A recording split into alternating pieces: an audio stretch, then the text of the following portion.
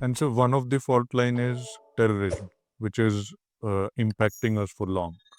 और मैं इसी में आपको वापस मिलिट्री टाइम में ले जाना चाह रहा हूँ सर। एक और इंसिडेंट हुआ था जो कि where you had you were deployed there and you had taken revenge for one of your sister battalion. So if you could talk about that. See, today is 14 December. Yes, sir. 13 December 2000, our parliament was attacked. Correct. So we are talking of an era where we all grew in a particular era. We professionally grew up where there was unleashed terrorism from across, where they didn't even stop at anything short of what happened in Parliament or what happened in Mumbai on 26/11. We were growing through that area. Sure. My generation has seen what happened in Punjab. My generation has seen what then Captain Sanjay Kulkarni did right in Siachen by going and plonking himself there, and subsequently in 1988 I also served there. And continuously Parvez Musharraf was leading the SSG brigade, and he was attacking Siachen one year after the other. Sure. And typical of their own culture, they used to leave the dead bodies behind. I will tell you that in 1988 वो जो dead bodies Siachen पे forward slope पे छोड़ के भागे थे, वो हमने पूरी रिकवर करके वापस किए हैं. तो these were those blisters which Pakistan could never forget, and they kept on pushing these so called hate mongers and made them into terrorists and glorifying them कि मरने के बाद कहाँ जाएंगे आप, आपको क्या लग्जरी मिलेगी, तो आप जाके जिहाद कीजिए. तो उसी पर्टिकुलर इसमें हम लोग नौशेरा ब्रिगेड में तैनात थे, और झंगड़ में एक बटालियन थी, सिस्टर बटालियन, और उनके ऊपर फेब्रुवरी आई थिंक फेब्रुवरी 2000 में उनके ऊपर एक रेड हुआ जो एसएसजी और आई थिंक हिजबुल मुजाहिदीन के रहे होंगे, वो इलियास कश्मीरी. तो he was one of the leaders who raided this post of our sister battalion, and that battalion is extremely good. Let me tell you that they had done 3 years, a lot of good things, but on that fateful night something went wrong, and 10 people were killed. Out of that, one person was taken alive. Early in the morning नीचे एक ground था पाकिस्तान वाले area में, और वहाँ पे उसको behead किया गया हमारे जवान को. when we were all looking at it, we मतलब I was not there, but that particular battalion.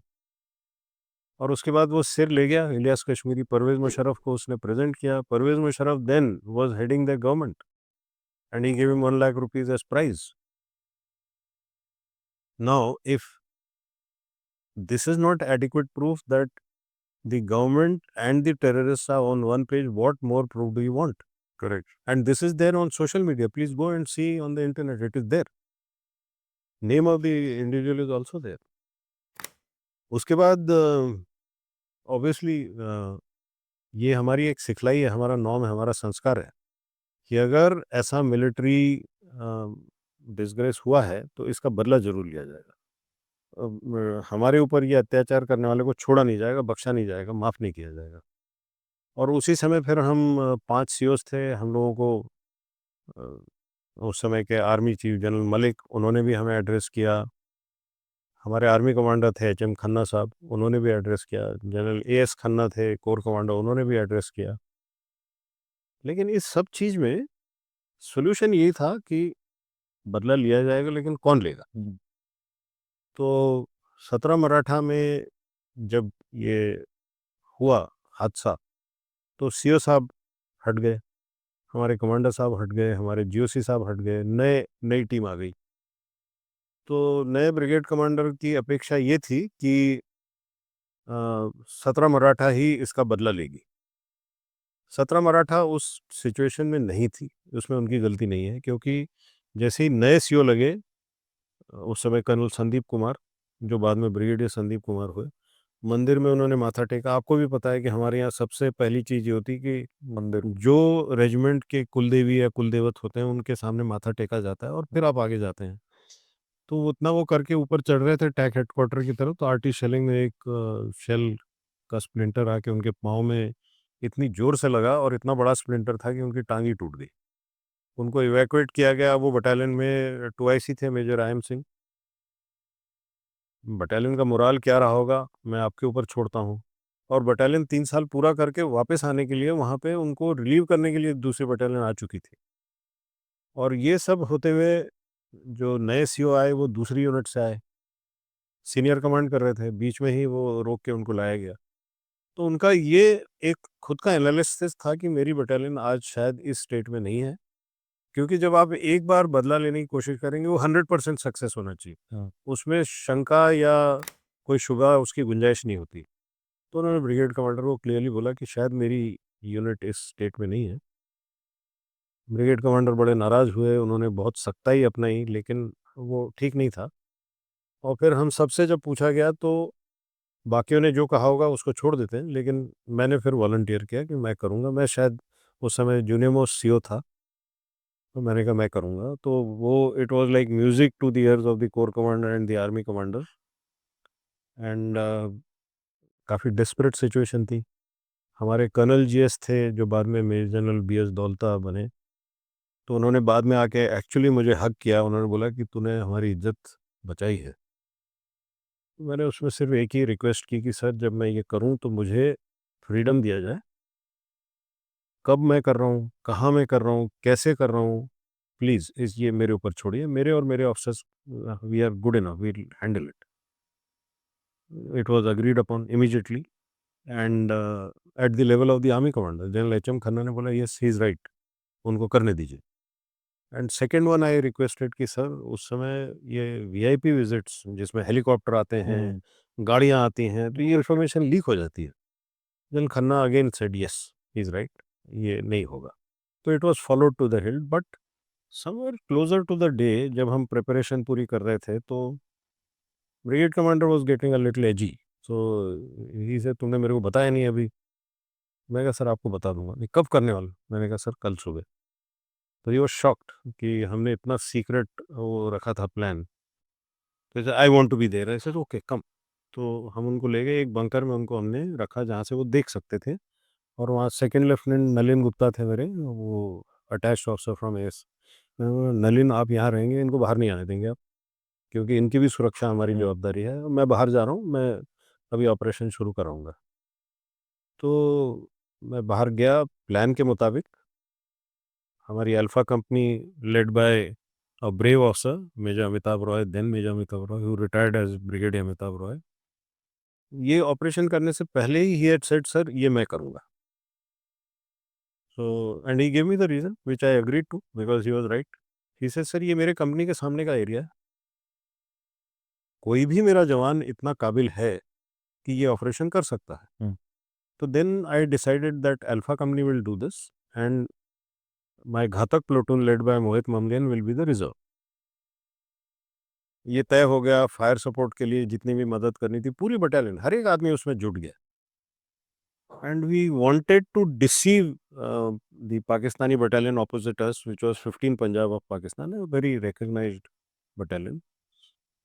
तो एक then major Pradeep Singh and second lieutenant Subir Sondhi, they were in different area facing two other companies, so they did a deception and mortar fire से major Subhash Sipaiya ने उनके ऊपर काफ़ी तबाही मचाई।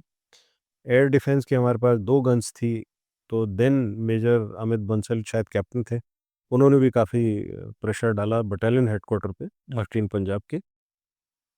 Most probably CO 15 Punjab thought that we were going to attack those 2 post which was opposite Subir Sondhi और प्रदीप। उन्होंने वहाँ पे अपने रिजर्व्स मूव कर दिए। आपको भी पता है जब रिजर्व एक बार मूव कर दें तो रिक्रिएट करना बड़ा मुश्किल हो जाता है। करेक्ट। तो we were waiting for this and by then our alpha company के ये 18 जवान led by 2 officers major Roy and major and then captain Khandka, they had closed in and they had in Garhwali given me a confirmation that we are there. मेरे unit का सबसे अच्छा rocket launcher firer was havildar Kulwant Singh. He had just become a JCO and I said Kulwant अब JCO बन गए। बोला साहब ये मैं उतार देता हूँ लेकिन ये इसमें तो हिस्सा मैं ही लूँगा और मैं ही फायर करूँगा। And the operation was to start with that RL fire. Okay. So I was next to Kulwant and Kulwant fired and very good firing. And that is when Amitabh and party, they blew off the wall using general weight charge. And there was chaos in the Pakistani side. And these boys, they entered inside. बीच में काफ़ी लड़ाई हुई, आपस में गाली गलौज भी हुआ जो कि लड़ाई में होता है। और वो लोग सुबह 5 बजे अपने बंकरों में स्टैंड टू कर रहे थे। अब जब मैंने ये प्लान शुरू में कमांडर को बताया था कि उनके स्टैंड टू पे करेंगे, तो he had said you definitely are going to be sacked. तो I said no, my logic is I will not have to go hunting around for them, they will all be in their bunkers which we are going to attack. तो ठीक है, हो गया, अच्छा हुआ। And for I think about 2 घंटे plus लड़ाई चलती रही उस पोस्ट के ऊपर। Pakistani battalion commander got quite upset and he at a stage thought that he has lost everything, so what is the problem? So he opened RT fire and mortar fire on his own post, and उसमें फिर हमारे जवानों को चोटें लगी। तो we were actually fortunate, we didn't lose any individual, but injury पूरे 18 और 2 ऑफिसर्स सबको इंजरीज हुई, वो स्प्लिंटर्स से इंजरीज हुई। और एक हमारा हवलदार गबर सिंह था जो वो रिटायर्ड है, सुरदार गबर सिंह, उसके यहाँ पे लगी तो वो स्प्लिंटर लगा। पहले मुझे लगा था शायद गोली लगी है, तो ही फेल डाउन। और वो इतना धूल और धुआं का माहौल था कि उसमें अमिताभ को लगा कि ये क्या पड़ा हुआ है। तो अमिताभ ने बोला ये क्या पड़ा है देखो। तो भूपेंद्र खानकर जैसे अरे सर ये तो गब्बर सिंह है। तो उठा के मोहित मामगैन उसको पीछे लेके आए along with his body. Rocket launchers, disposable rocket launchers, ये सब यूज़ हुआ, एक एक बंकर को डिस्ट्रॉय किया गया। उनके बंकर्स डबल स्टोरी के होते हैं। Right. नीचे वाले स्टोरी में वो छुप के फिर वहाँ से वो ग्रेनेड लॉब करते रहते हैं। तो फिर हम लोग ऊपर वाली स्टोरी में गए और ऊपर हमने एक्सप्लोजिव लगा के उनको जहाँ वो थे वहीं बर्बाद किया। We didn't allow them to escape also. But वो ग्रेनेड्स इतने, अगेन वो सेम चाइनीज ग्रेनेड्स इतने एफिशिएंट थे कि मेरे जवानों को उन ग्रेनेड से भी चोट लगी। तो उसमें एक राइफलमैन अरविंद था जो अमिताभ का बडी था, तो उसकी उंगली में वो ग्रेनेड लगा। नाउ यू कैंट फायर, तो he switch to left hand and started using that when they were climbing up. So इनके 4-4 की टीम्स थी, दो दो ऐसे दो दो बड़ी पैर। तो एक ग्रेनेड आके लगा और वो पूरी की पूरी टीम ही नीचे फिसल के गिर गई। सो देन हवलदार कृष्णानंद था, वो he saw Amitabh Roy go inside, but ये टीम गिर गई नीचे। So Amitabh Roy went, then Krishnanand sent his people, he went inside, then again the team reorganized. एक पर्टिकुलर टीम के सामने ग्रेनेड आके गिरा तो एक राइफलमैन हर्षवर्धन था, ही रियलाइज कि अब ये या तो ये फटेगा तो हम सब मरेंगे। तो he stamped it and his leg blew off. He didn't agree to get evacuated, वहीं से वो फायर सपोर्ट देता रहा right through the operation. And when the operation finished and when I pushed Mohit to evacuate all these people using my Ghatak platoon, and I was seeing them coming into the post as I was, I wanted to count whether, I hope there's nobody left behind, because the military में एक dictum है, You have to bring your you will never leave your colleague behind, nor will you leave your weapon behind. exact. So I was doing that, and suddenly I saw Harshvardhan smiling and looking at me, and he did this, and he used some curse words and said सालों को फलाना फलाना कर दिया है। तो and he was smiling and I could see उसके पाँव की हड्डी बाहर निकली हुई है। And I said okay, So we could save it. We saved him, we saved everyone. Okay. And during that time we had a very good person, then Brigadier Randhir Singh, who subsequently became Major General Randhir Singh. He was the BGS in Okay. Corps headquarters. He had come from UK. उनको technology हमसे ज़्यादा आती थी। उस समय पहली बार drones Jammu में deploy हुए थे। And before the operation he just wrong me up, he said Vinod, send me your best officer who knows the terrain inside out, I will put the drone on top. I had not planned it. He suggested, and it became very useful. Because Major Nand Kumar, who was my adjutant, I removed him, he went down, and वहाँ से वो मुझे drones देख के, drone ऊपर था, उसकी feed Jammu में थी, फ़ोन हॉटलाइन यहाँ था, तो Nalin was manning that telephone and he would tell him वो फलानी जगह पे उस ट्रैक के ऊपर 7 आदमी ऊपर आ रहे हैं and I used to shift the mortar fire and Subhash सिपाही used to engage that. So we were able to isolate this ring contour post and deal with everyone. At the end of it, when we thought how many have we killed, we had no idea how many have we killed. जितने post में थे सारे ही मारे गए. फिर करीब 2-4 दिन के बाद हमारे इंटेलिजेंस जेसीओ प्रताप सिंह बिष्ट ही सेंट हिज सोर्स अक्रॉस, वहाँ से एफआईआर की कॉपी उर्दू में लेके आए. उनके यहाँ भी वही सिस्टम है जो हमारे यहाँ, मरा तो एफआईआर तो होगा.